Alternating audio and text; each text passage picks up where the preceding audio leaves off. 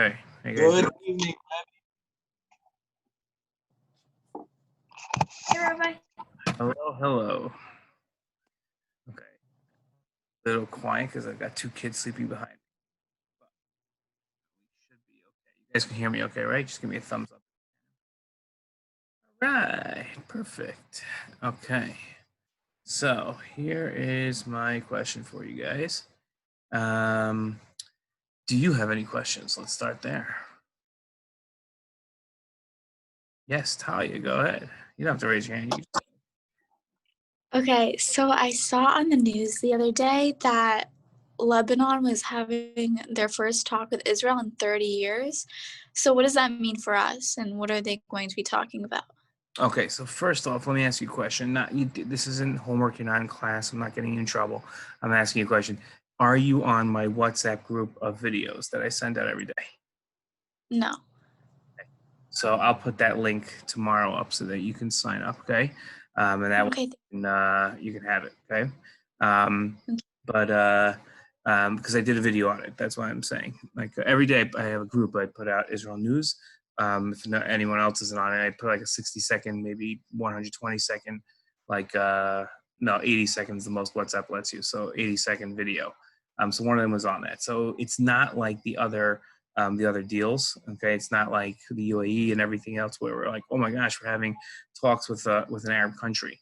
The Lebanese absolutely hate us. There is not any chance that we're going to have peace with them anytime soon, especially since most of their government is run by Hezbollah, which is a terrorist group that also has a political party attached to it that called Hezbollah that runs in Lebanon. Okay, so we're not. That's not it. Israel has a border in the north with Lebanon, and that border extends into the Mediterranean Sea. As strange as that sounds, right? The Mediterranean, some of it has to be owned by somebody, right? Like it has to be owned by one of the countries. When you get further out into the Mediterranean, it's called international waters. But like off the coast, that's clearly still a country. So the question is, where's that border? So that's never been defined. So now there's a lot of they found gas inside the Mediterranean, like natural gas. So it's like going to bring billions into both countries, and there's agreements on how to run it. What there is no agreements to, or there are no agreements to, are where the border is. So that's what they're going to be negotiating is, okay, let's create a border. What's interesting is that not all the border is decided on land. So first they're going to come up with the sea, and they've explicitly stated that they will not be discussing anything else except the water border. So no one should have any delusions that maybe this will lead to something else. They're like, no, this is going to lead to nothing else. This is where it starts. This is where it stops. What's fascinating is I happen to have a former student who's in, it is amazing, who's in the Navy, in the Israeli Navy.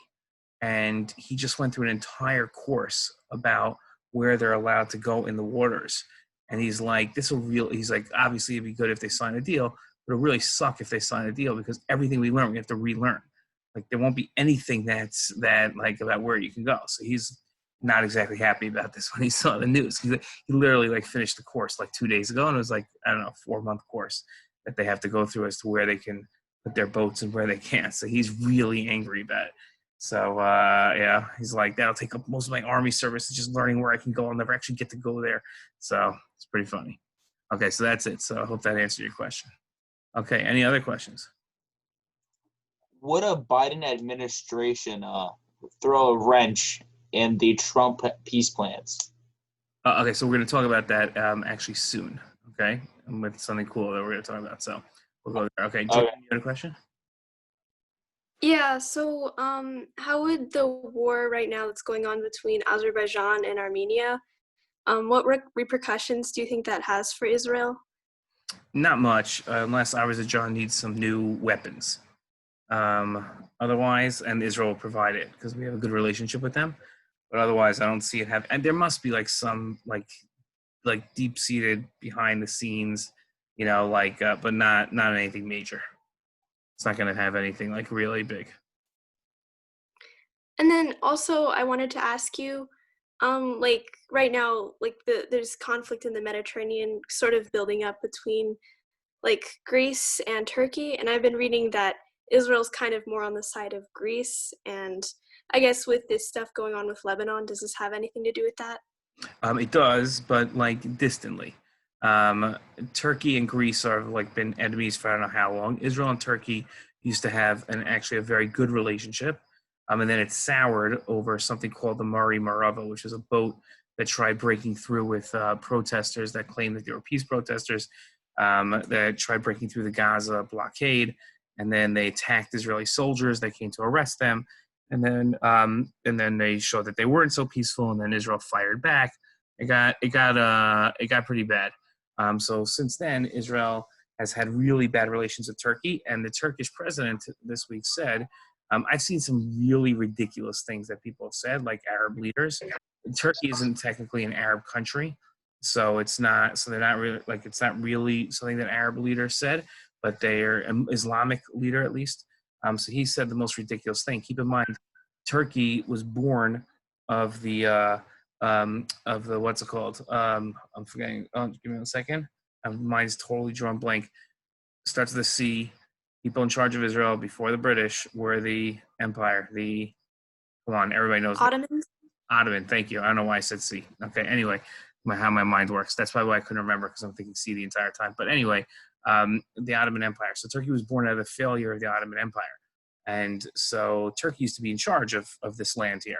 Okay. And then the craziest thing, like really craziest thing, the Turkish Erdogan is the Turkish president this week said that Jerusalem actually belongs to Turkey.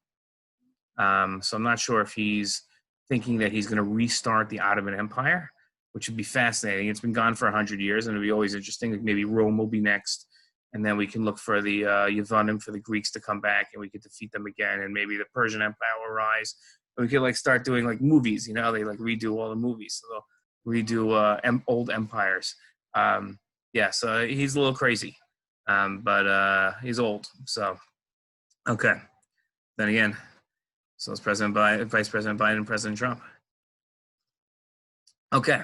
Anyway, so Bibi's only 2 years younger than President Trump, so go figure. Okay.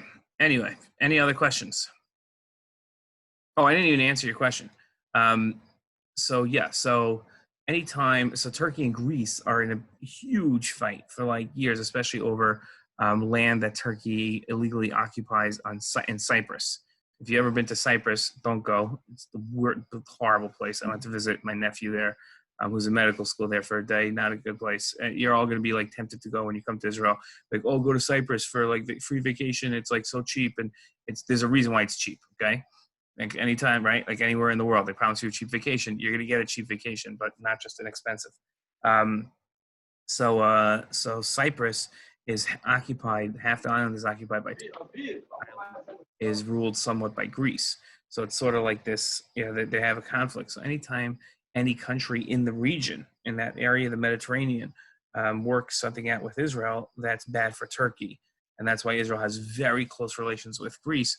And for the Floridians here, something that Congressman Deutsch did, which most people don't even realize because it's so behind the scenes. I mean, it's public. It's not like a secret, but it's so behind the scenes is he realized this amazing relationship that Israel and Greece was starting to have years ago, and created in Congress I don't know what you would call it, like sort of like a club of the Greek ambassador, the American Congress, and the Israeli ambassador together, so that they all work together, and has Knesset members and Greek parliamentary leaders, and they all do like things together.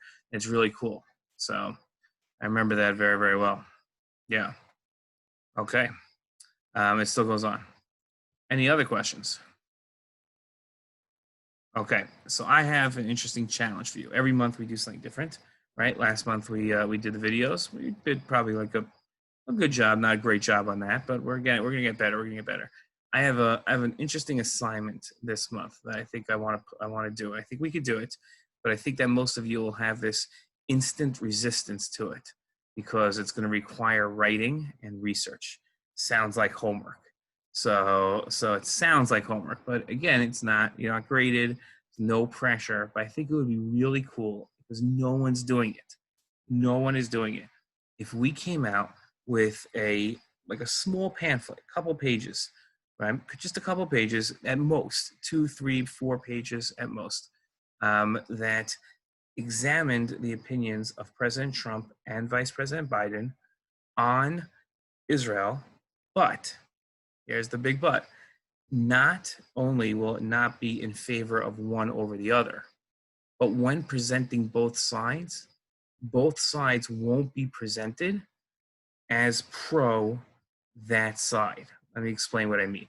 It would be very easy. I'm just going to go by the two first people I have in my boxes here. It would be very easy if I told Hodiah to figure out Vice President Biden's position on Iran, and Jordan to find out President Trump's position on Iran, and put them next to each other, right? That's what we'll do, and we'll put his pamphlet together and put it next to each other.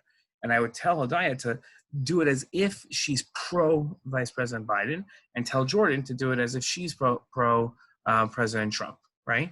And then it would come out balanced, because both of you would be putting out something that's in favor of both candidates, right? So in the end, it would balance each other out. I want to do it differently. I want Hodiah to do this from the perspective of, I don't really care. I just don't care. So I'm just going to report what they say. This is what President Trump's opinion is. I don't know if it's good, bad, doesn't matter to me. This is what it is. Or the other way, Vice President Biden in our example, and Jordan to take President Trump's and say, listen, I'm not giving good, bad, I'm not grading it, I'm not writing in favor of it, I'm just writing what his opinion is. This is the opinion. And if we did that on a number of issues on Israel, not anti-Semitism, not on what they've accomplished, not their past, just their views. We're not putting out a booklet saying, here's who's better on Israel. That's not what we're doing. We're putting out a booklet on, here's information. We're going to be educating you. Most people don't want to be educated. Most people just want to be validated in their feelings.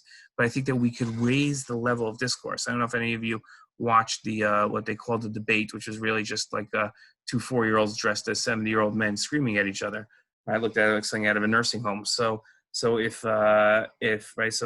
clearly not going to be told by the candidates or anybody else what their positions are. That's just never going to happen, right? We're not going to be able to hear that. So let NCSY be the group that does it. Let us be the ones to publicize, hey, here's an educational outlook. You can't tell us that we're biased, because we're not writing who's in favor and who's not. Everybody see the goal? Okay, I think it would be incredibly valuable. I think it would spread like wildfire. I think people would hate us, which is always the goal of good political commentary, is to get people to absolutely hate you. That's when you know you've hit a good mark. So I think that would be a really good thing if we could do that. Okay, so I'm going to share my screen. I'm going to show you what I created here. The good news is that a lot of people already signed up for the slots from a different group. Hold on one second. Let me get this here. Okay. I've never shared my screen when only using one screen. Here we go. Let's see. Share screen. No, I think I just shared. What are you guys looking at now? This spreadsheet. Okay, good. I shared my Zoom for some reason. Okay. So I listed 17 topics. Okay, you guys can see the topics here. Was that Iran nuclear deal a good deal? Should America have pulled out of the Iran deal? Okay, these are the topics here. Okay. There are only a few that are left open. Okay. And I don't mind if you take, I would like for us to fill in the topics that are not filled in yet first. And then you can definitely do one that is also. Okay. That's not, if you like, oh, I really want to know about that, so I might as well do it. Maybe you'll do a better job than these people, and we'll just use yours. Okay. So that's, this is what I'd like to do. Okay. So I'm going to share this. Oh, like I said, now everybody sees this. Let's stop sharing. Okay. And there we go. Okay. So, is there anyone that has any questions about this? Yes, Rebecca. Where should we find this information from? I'm glad you asked. Excellent question. So let me share another screen with you. Very proud of this also. over the last couple of months, every time somebody's written an op-ed about the two opinions, and I'm not talking about like Joe Schmo from his living room writes an op-ed. You know, I'm talking about these are real people, like people who I respect, most of them. So I have collected it onto a Google Doc. Here are pro-Biden ones. Here are pro-Trump ones. Okay. So this way, you have some information that won't all be there. Okay, and some of this stuff is not going to help at all. But it's but a lot of the information can be found there, and then the rest is just up to Google. Now again, you're not looking for, you're looking for just simply what their positions are. Okay, and I'm also obviously here as a resource to help you. If you can't find something, you can text me and be like, grab us some. And I read those op-eds. It said absolutely nothing about my topic. I don't know where to look. And then obviously I'll direct you to where you can find information. I mean, I don't have it off the top of my head. I'll also be researching, but but it shouldn't be an issue. Okay. Okay. Who's not into this? Who's like, you're out of your mind? This is homework dressed up as a project, and I've got enough of that already. So you're just a jerk for giving us more homework. Okay. Now here's the good thing, because if you thought this wasn't good enough yet, I'd like to obviously put this out a couple weeks before the election. Now the election today is scheduled for November 3rd. I'm pretty confident we're going to have the election on November 3rd. Okay, pretty confident. Although right about now, nothing in America would shock me. Okay, and I used to think nothing in Israel would shock me since I'm sitting here in jail in my house. But now, and we've had 3 elections in the last 6 weeks. But I think that that nothing in America today would shock me. After that debate, I've just lost all confidence in Americans to run anything properly. So yeah. But if elections do go, I've already voted. So, and I think like millions of Americans have already voted. And then, so that like, yeah. And then, yeah. Anyway, let's not speculate too much, but there's a lot of crazy stuff going on. So I think that most people will be voting on by somewhere near November 3rd. So I'd like to have this information, my point being, in 10 days by October 15th. And then I can work on it for a couple of days, and then we could put it out a week and a half before the election. And then like the 4 people that haven't voted yet can say, wow, this was really good. Thank you. And everybody else can be like, wow, I really wish I knew this before dropping off my ballot and getting COVID. Yes, Rebecca.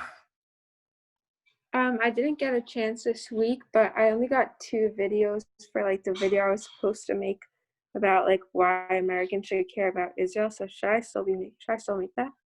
No, let's push that off. Okay. We'll push off Hodiah's also, because nobody did it, and now we're on another month, and we're onwards. That's why I said like we did a pretty good job on the videos. Not a great job, because then we stopped. Okay. Okay, so good. So that's the story. So here's what we're going to do. So that we don't lose momentum, I'm going to share the documents, the sign-up sheet. I'll share right now. Hold on. Then what we're going to do is, this way we can really pressure you, in the chat right here, I'm going to put the link to the doc, and you guys can sign up right now in real time. We can watch this happen. Here we go. So remember, you can sign up for, yeah, I'm that big of a jerk. Sign up for topics already chosen, but please sign up first for a topic that wasn't picked yet. So like number 16, numbers 10 and 11, and number 6 should be your first choices.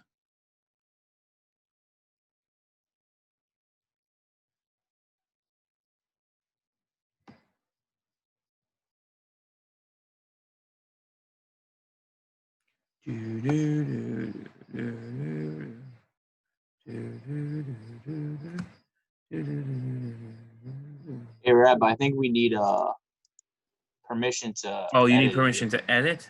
Hold on. Yeah. Hold on 1 second. I'll do that right now. Hold on. Move you guys here. I'll get this. I get you out of the way here.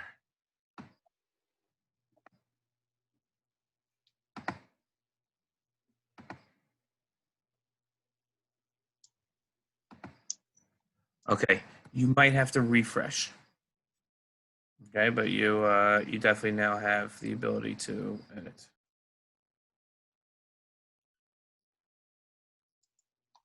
Jordan, your Gmail is the same one you could use for all of like Google's Office stuff. So you just need to like go in with your Gmail. Oh, I don't have a Gmail. I respect that. That's crazy. Okay, well you could just tell us and we'll fill your name in. Oh, yeah. Can I do the one about the aid, please? That would be the yeah, number 15. 16. Oh, 16? 16. Oh yeah, sure. Yeah, okay. That's Jordan.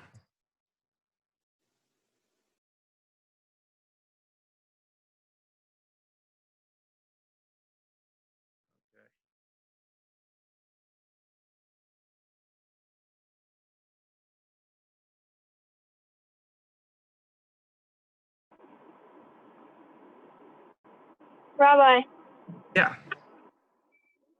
I'm currently driving, so I can't be on the Google Doc, but can I sign up for number 10, please?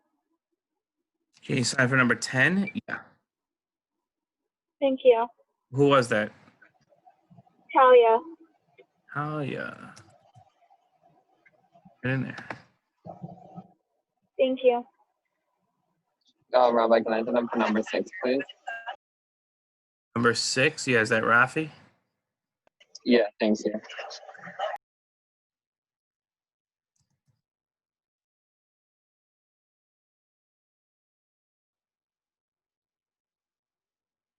Okay. Oh wait, can I switch mine then? Because can I do one that someone already is doing? Yeah. Can you switch? Okay. That's Rebecca. Yeah. Go ahead.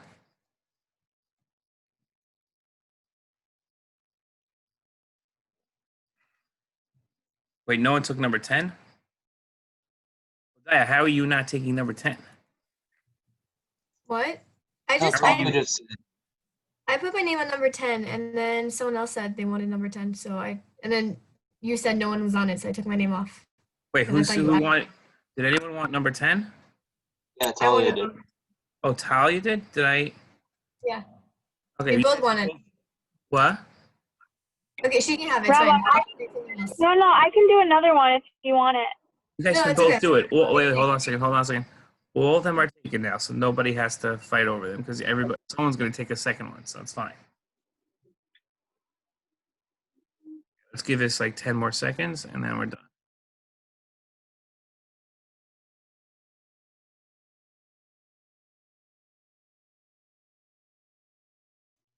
Rabbi, how was your first round of Yom Tov? It was very good. Only one day here. Oh yeah, forgot about For that. you, maybe, Rabbi. Good No. times. Wait, are you keeping 2 days?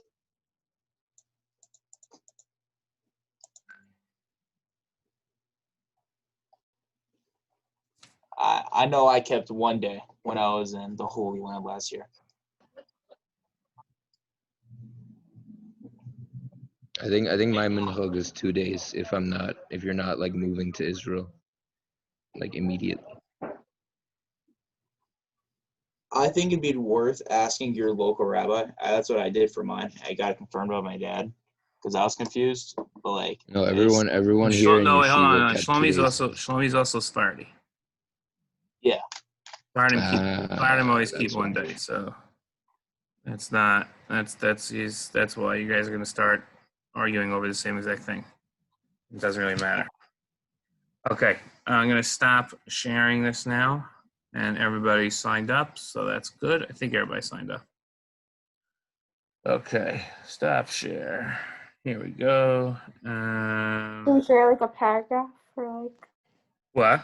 Oh, so let me Share, like, a hold on a paragraph? second.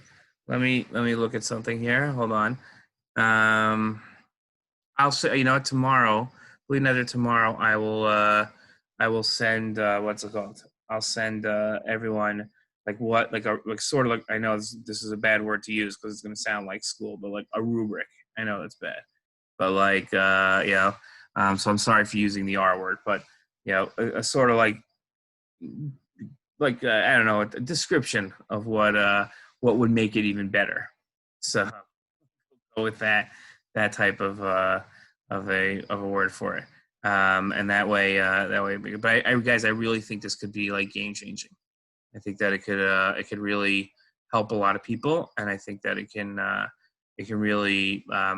I think the biggest game changer will be that it won't be opinion based; it'll be just factually based.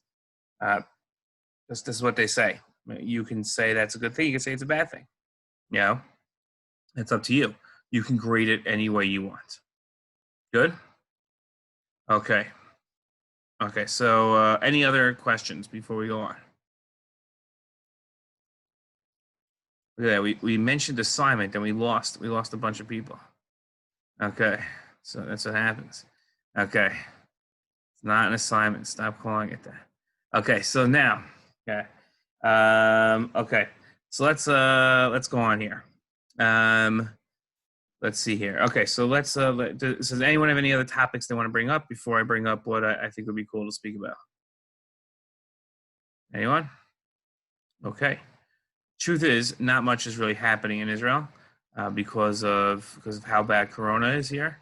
It's really like a shame that Israel is doing so badly. For the first reason is because we were doing so well at the beginning, and the second reason is because we are supposed to be a wise nation. Jews are supposed to be smart. I'm not saying that in the anti-Semitic way, and I'm not saying it in a superiority way, but I'm saying it in terms of we do value intelligence. We value scientists. We have great scientists among us, and just everyone's decided not to listen to them.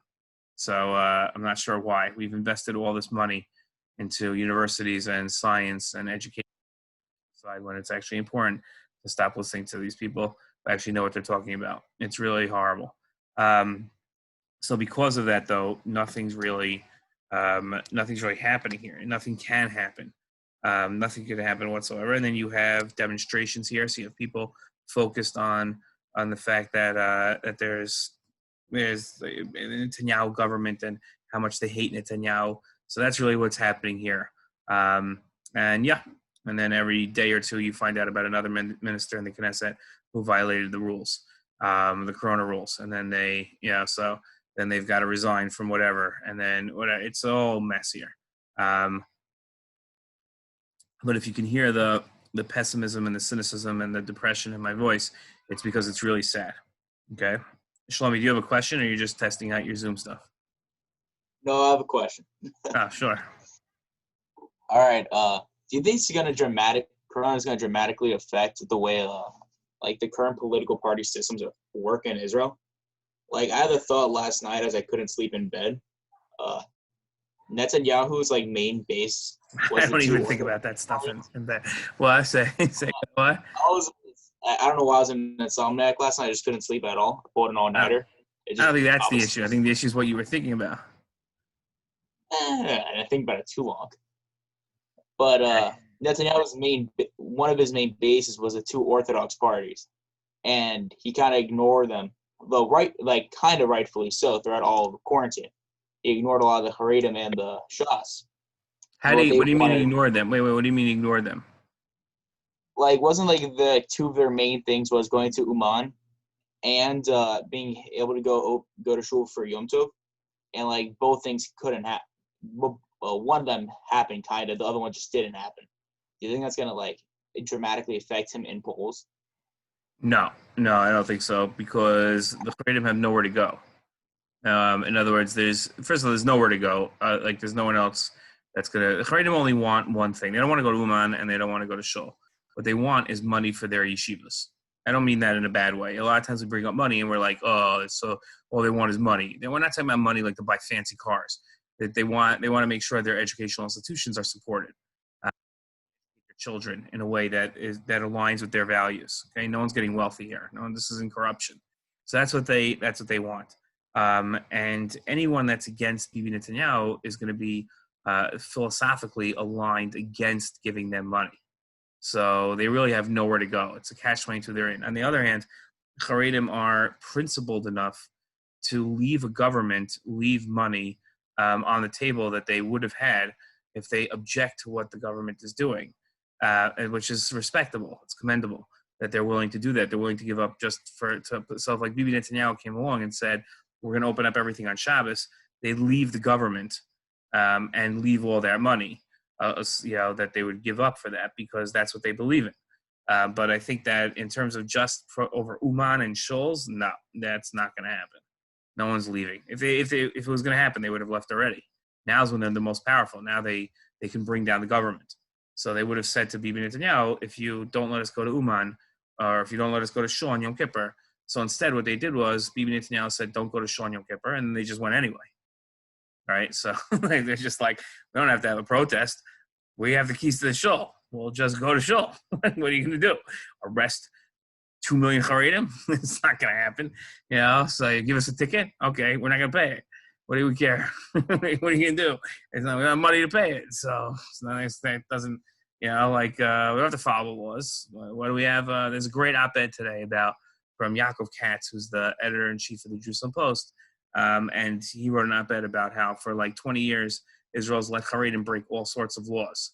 And then lo and behold, they broke another one. Who could have ever foreseen this one coming?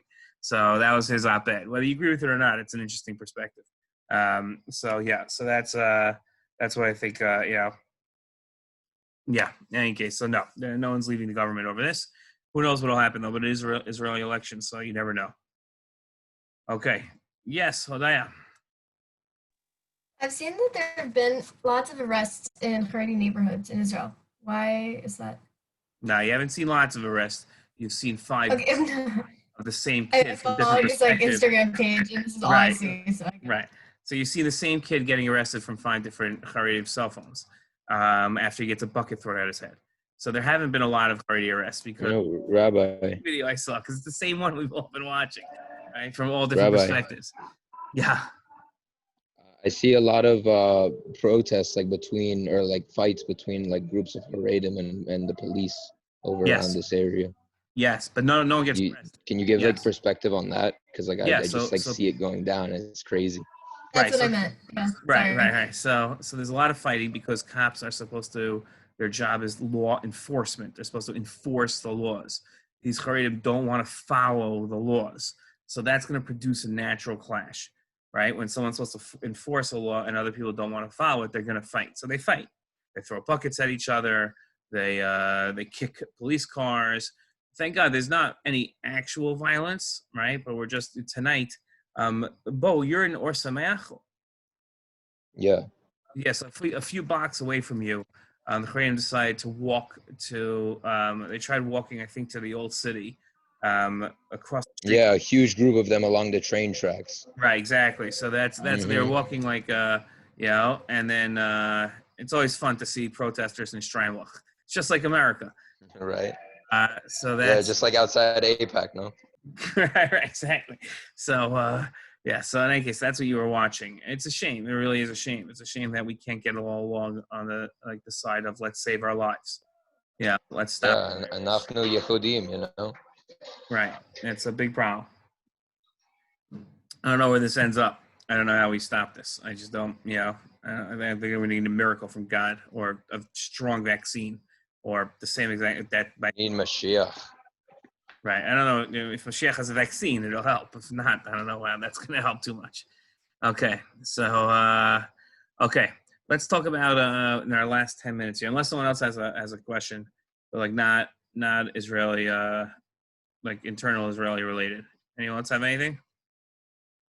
Okay. So, I want to, every once in a while, I try to do it every week, but we've been failing every week. I want to go to principles of Israel advocacy. Not just reacting to what's happening now, but real principles of Israel advocacy. And the biggest principle of Israel advocacy, the most important, there's nothing more important in terms of Israel advocacy, is the Jewish right to the land of Israel. Okay? That's important. That's the foundations of all foundations of Israel advocacy, is that the Jewish people have a right to be here, right? If we don't have that right to be here, then how did we get here? We were a bunch of people who came to someone else's land, overpowered them, convinced the rest of the world to help us. They took a vote and they told the people that were living here, the Arabs living here, see you later. The Jews are here now, and it's up to them. This is their land now, right? That's classic colonialism. So the basics, the most important thing that we have to all know is that this is our land and that we have every right to be here. Because keep in mind, there's been no situation in the history of the world where somebody has been out of control of a land for 2,000 years, right? We did not have control of this land for 2,000 years. And then just walked back in and took control of it and said, well, of course we're taking control, it's ours. Okay, so what gives us the right to do that?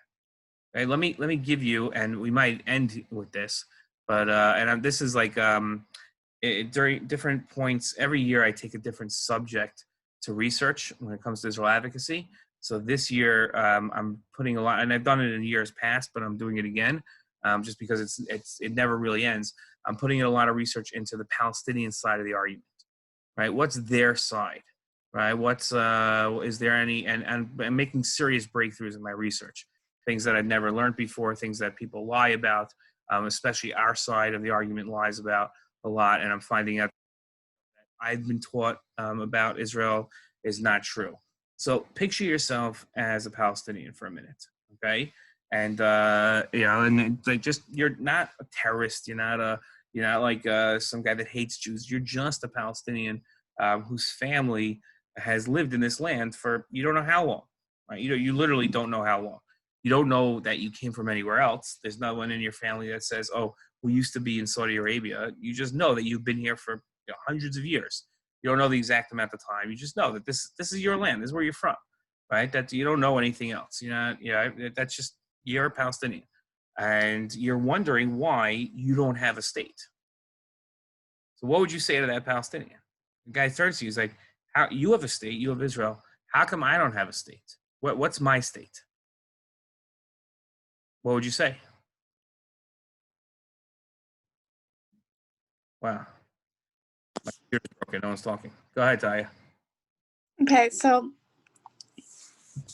if I was asking, or you said if you were asking us why we don't have a state, right? Like why the Palestinians don't have a state. Yeah, he wants to know how come I don't have a. I would say it's because of our leadership, like Hamas and the Palestinian. No, like I feel judged. They. No, I'm not judging you. I'm just judging your opinions. Oh, okay. Okay. I mean, you're a wonderful person. Right. I just think that what you're saying doesn't work, right? Because I understand. In 1918, there was no Hamas. When the British decided that it would be a good thing to create the Balfour Declaration, it'd be a good thing to create a Jewish state. No Hamas. We're just a bunch of Arabs living here. Oh, I thought you meant in the current day. Well, the guy lives now. So now the guy lives here. He wants to know how come everybody was in favor of a Jewish state. How come no one was in favor of an Arab state? Well, why is there no Arab state? Oh, okay. I understand what you're saying now. Shlomi. Rabbi, I love that you said the Balfour Declaration. When you did your research, have you come across the other letters that Britain and France signed in between the Arabs and the Jews? You see, there's this guy named Prince Faisal that was the man that's supposed to be the Saudi prince before Britain and France slapped his entire ideology at the Treaty of Paris, the Treaty of Versailles. They're very cruel to the man. But they had promised him a unified Arabia. They'd promised him land for several different Middle Eastern countries, though none of which were allotted for a Palestinian state.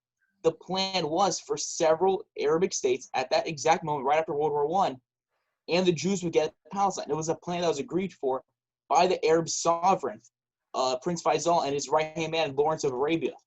That was supposed to be the answer for the Arabs in the Middle East. That was the Middle Eastern answer. I'll slap you back with the Hussein McMahon, which was a letter that said every Arab gets a state but the Palestinians. Oh, absolutely. But at that point, I have to ask you. No, hold on. Stop. I'm the Palestinian. How is that right? I'm not saying it's right. I'm saying that this is okay, it. good. The Yeah, option- okay. So you're saying as me, the Palestinian, got chipped off. I was Jewed out of a state. I like that line. It's real clever. Hodaya, what do you say? I say that you guys had countless of opportunities to do so, and throughout hundreds of years, and you haven't done so. What did we never do? You never actually declared Palestine as Palestine. You never actually had a government there, even though you could have. You never actually did anything about it. So When could we have had a government?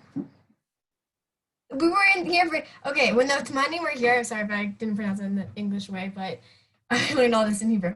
When they were here, what did the Palestinians do? When who You said when the British were here? No, before. The Temanim, the Yemenites. Not the Yemenites. The What what's did the the Ottomans? Palestinians The do? Ottomans? The Ottomans? Yeah. Well, they couldn't have freedom, just like the Jordanians couldn't have freedom and the Iraqis couldn't. They were all under somebody else's control. Did they try to make Palestine? If they Like, tried, what they would have been. Hold on a second. If they tried, they would have been killed. The Jews also didn't try then. The Ottomans were Ottomans. It was thousands of years of absolute control in the region. Like if you look at the history book, like there was like a certain level of understanding between the constituencies that they would not get anywhere because the Ottomans were just so powerful until World War One. There is no such thing as civil rebellion then. I guess I have no idea. Yeah. So what about before? Wait, what? While the British were here, what about that? They had opportunities when the British were here. When the British were here, first of all, Yeah. I'll show you my research. I found countless times where they tried, but like the same way the Jews weren't allowed to have a state, the Arabs weren't allowed to have a state. No, when they wanted to make. Yeah, when they wanted to make. So that's a very good point, right? So Hadaya makes I have an answer to it, but Hadaya makes a very good point, which is, wait, hold on a second. The partition plan said half the country for the Jews, half the country. First of all, more than half for them, and less no, the other way. The other way. The Jews got more than half the land, and the Jews at the time, the Jews at the time were only in control, right? In 1948, if you looked at how much land the Jews had control over, they really only had control at that point of less than 20% of the land, and then the world offered them 57% of the land. Okay, now if I'm gonna the Jews or the Arabs. They offer the Jews 57%, giving them 30% more land than they actually had control of at the time. So, like, even if you were going to say, let's split the land, where everybody is, everybody stays, right? So then the Jews would have only had 20% of the land, not 57% of the land, which is what was offered to them, right? So if I'm an Arab, I sit there and be like, wait, hold on a second. Don't tell me you're giving me the chance to have a state when you're taking away 50% of my land. It's crazy. That's not a state. You're harming me, not helping me by giving me a state. Right? You see that? Yeah, but then afterwards it became that Israel would get less and the Palestinians would get more, and then they still refused. And then look what happened. That never happened. Wait a minute. That was only it did. A couple times. That's no. Wait, no. That's what I'm learning at school. It's like that's in Judea area, right? Not in all of Israel. No, I'm talking about all of Israel. Before it was Israel, it was Israel, but before it was actually declared Israel in 1948. Before it is Israel, right? There was the Peel Commission, right? That was the only thing, and that wasn't the real offer. That was the British the British weren't sincere in it. So if I'm a Palestinian, I look at my history. Okay, this is I'm giving you this because we're going to end soon, or in like a minute or two. So I'm going to give this as your homework. How would you answer a Palestinian? Now I'm really calling it homework. What answer would you give to a Palestinian as an answer of how come he doesn't get a state? And if you're going to give me only history, does that mean you give him a state today? And if you would, where would it be? Okay, guys, Chag Sameach. I will see you next week. Thank you. Please do your assignments. Don't make me into a teacher to chase you. And I just want to shout out to our newest Israeli, Shira Gancher, who you can see here, who, first of all, now that she's not in a school that doesn't allow her to be here has no excuse not to turn her camera on. So that's number one. Shira Gantra made Aliyah to Beit Shemesh from Boca Raton a month or two ago and used to go to a school. I hope I can say this, Shira, but you're not here to tell me not. I don't even know if you're there. I could be talking to a black box there that says Shira Gantra on it. Yeah, for sure. So Shira used to go to a school that didn't let her go to co-ed activities. So even on this Zoom, she was never allowed to turn her camera on. I still do, but it's okay. They don't know I exist yet. You still go to the same school, or your new school wouldn't? No. I still go to school that wouldn't allow this, but they don't know I exist yet because of the lockdown. Ah, see that? Okay. Shira, I'm going to introduce you to Hodaya because, if I'm not mistaken, you're both juniors in high school, correct? Yeah. And Kita Yud Aleph. I'm Yud. Yeah. You're Yud? Okay, fine. You can still be friends. Okay, and I think that you guys would get along. Okay, so and yeah, I know your fathers would definitely get along, so I'm assuming that you would. Okay, so even though your fathers don't know each other yet, but it'll only take a little while. Okay, so in any case, so that's I'm going to introduce the two of you. Okay, for everybody else, anybody else who wants to be introduced to either Hodaya or Shira, I'll gladly do that. But that's the end. Okay, have a good night, everybody. Chag Sameach. All right, thanks. Thank you. Chag Sameach, Rabbi. Good moed. Chag Sameach, good moed.